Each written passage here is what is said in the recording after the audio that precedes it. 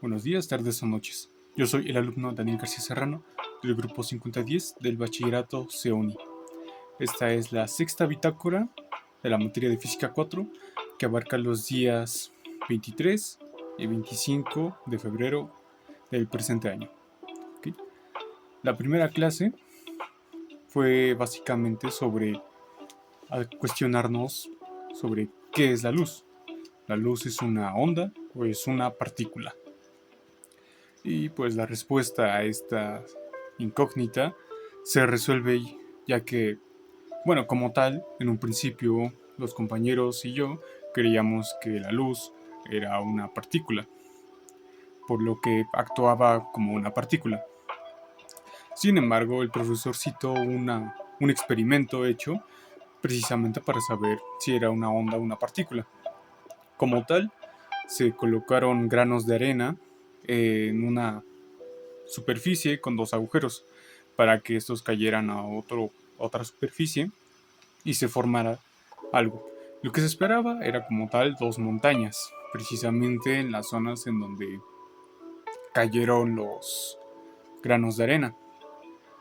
Pero el resultado fue totalmente distinto, sino que no se formaron dos montañas, sino que al contrario, se formaron ondas, lo que como tal confirma que es una onda. Sin embargo, también hubo otro experimento en donde se colocó un fotón y tenía dos caminos en donde tenía que recorrer primero uno y después el otro, y eso demostraría que la luz sería una partícula. Pero nuevamente la luz demostró que fue mucho más rápido y llegó en ambos al mismo tiempo, lo que podría significar que la luz es tanto una onda como una partícula, y de ahí derivó la primera actividad, que sería básicamente explicar por qué la luz son dos cosas. Bueno, no explicar como tal, sino más bien una reflexión acerca de ello, de por qué la luz puede ser tanto una partícula como una onda. La mía es algo simple, pero es esta. La luz es una onda que nace de una partícula, es por ello que son ambas al mismo tiempo. ¿Sí? Ya la siguiente clase como tal tenía, se tenía que revisar lo que son las páginas y los proyectos. Mi proyecto como tal pues no cumplía con su funcionamiento, así que prometimos llevarlo mejorado dentro de 8 días, o sea, el miércoles de esta semana. Y bueno, por otro lado, la siguiente actividad eran básicamente los fenómenos ondulatorios, que es que primero se explicó uno, que es la interferencia. La interferencia es básicamente cuando dos ondas están al mismo tiempo y o pueden anularse a sí mismas o pueden ampliarse a sí mismas. Un ejemplo de esto se ve en la radio sobre cómo sobre cómo una estación no suena precisamente en cualquier lugar, sino que suena en exactamente unas zonas, y esas zonas son cuando las ondas se amplifican, y cuando no se escucha son las ondas cuando se anulan.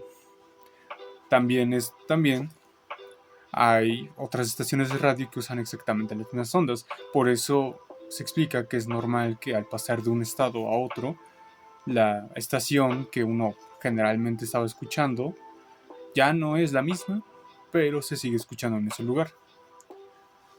¿Sí? Y bueno, en laboratorio fue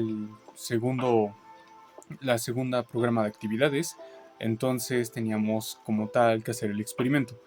El experimento que mi equipo, el equipo 6, conformado por mí, por Daniela de Cerril García y Daisy Pineda Gaitán, era básicamente pasar dos tipos de láseres, uno rojo y uno verde.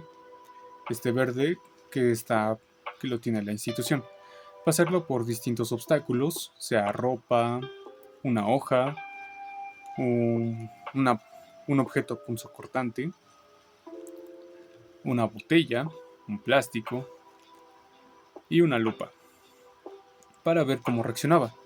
En algunos de ellos, como tal, la reacción fue principalmente la reflexión, siendo la lupa, la botella y el agua. Y también la punta punzocortante fue la reflexión porque de nuevo pues, rebotaba lo que es el punto.